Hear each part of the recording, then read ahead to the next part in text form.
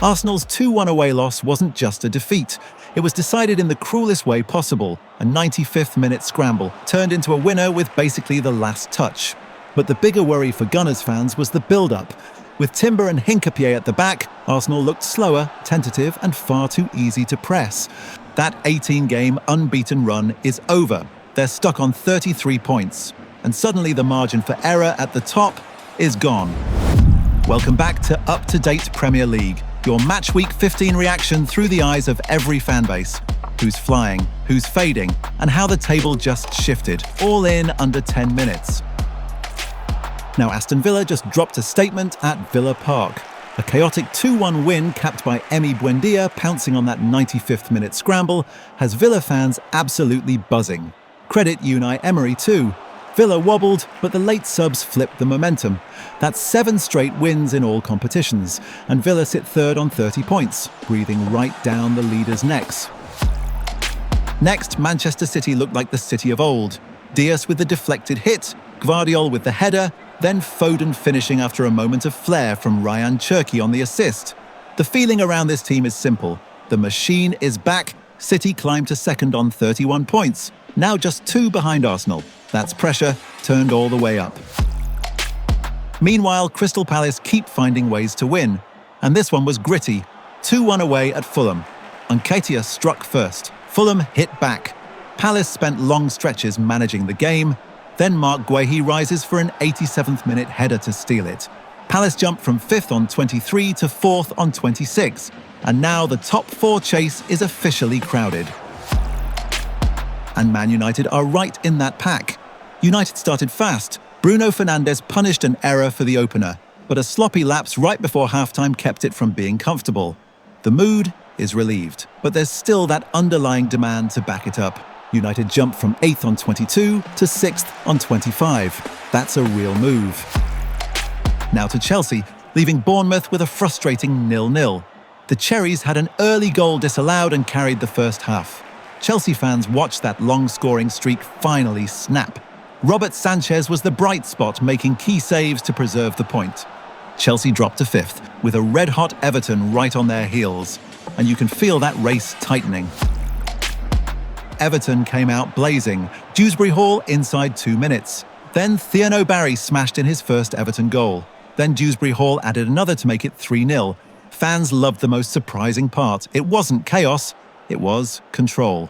The Toffees rocket up the table, jumping from 10th all the way to 7th on 24 points.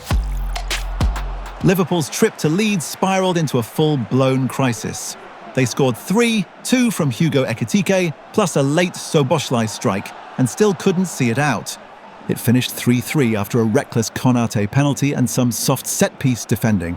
And the frustration wasn't just aimed at the backline. Arne Slot took heat too. With the Mo Salah fallout still hanging over everything, Liverpool are stuck down in 10th. Sunderland had a sobering afternoon, beaten 3-0 by City. A lot of fans will chalk it up as one you're not expected to take points from, but the passive game plan is the concern. They slide to 9th on 23, still top half, but the momentum definitely dipped. That's the warning sign. Brighton rescued a point late, but it wasn't pretty. They struggled to create for most of the night until Jorginho Rutter popped up in stoppage time to make it 1-1. It took them until the 90th minute to register a shot on target. That late point keeps them 8th, clinging to European dreams. Tottenham finally snapped the league skid with a 2-0 win over Brentford. Richarlison netted early, then Xavi Simons pressed high and buried his first Spurs goal before the break. Fans saw a sharper, quicker, more direct team. And the midfield balance actually held. Spurs sit 11th on 22 points, suddenly just 4 points off the top 4. That changes the mood.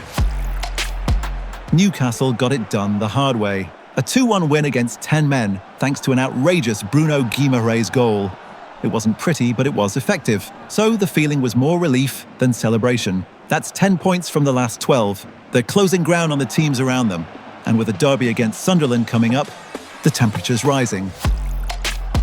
Brentford's away day issues got even louder in North London. Spurs beat them 2-0, and Brentford never really looked like turning it around. Flat intensity, predictable rhythm, not enough threat, they stay on 19 points. And with 7 defeats in their last 8 away games, a trip to Leeds suddenly feels massive. Bournemouth's 0-0 with Chelsea felt like a reset. The press was sharper, the defensive shape held, and the clean sheet finally stopped the bleeding. Fans will still feel that same frustration. Good performances aren't turning into wins, but this at least looked like a team with a clear plan again. They edge up to 13th on 20 points. Not solved, but stabilised. Leeds got a massive emotional lift. 2 down, roaring back, then Tanaka's late equaliser to make it 3-3. That's the kind of point that changes belief. Daniel Farke's bold changes worked, and that point lifts Leeds to 16th. They jump above Nottingham Forest on goal difference, and here's why. Forest looked heavy-legged, second best physically, and possession rarely became real danger. Same points, worse position, Forest dropped from 16th to 17th, still on 15, now behind Leeds on goal difference. That's the trapdoor creaking. Fulham's nightmare pattern strikes again. Play well, get nothing. A 2-1 home loss to Palace decided late, and fans will point to Marco Silva's subs as a turning point in the wrong direction. They sit 15th, and it's starting to feel like they're being pulled into the mess. That's the worry.